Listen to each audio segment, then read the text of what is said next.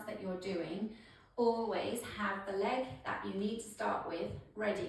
What I mean by that is, if I'm about to start a dance that leads with the right, I don't want to start with equal weight and then suddenly the music starts and I'm like, oh yes, it's the right.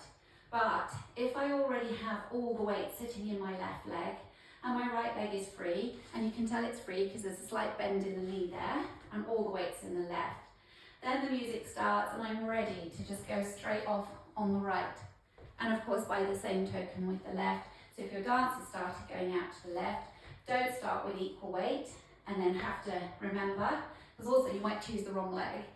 So it reminds you also which leg to start with. So if you have all the weight sitting in the right, and then you think, oh yes, I need to go out to the left, as soon as the music starts, you're ready to go out to the left.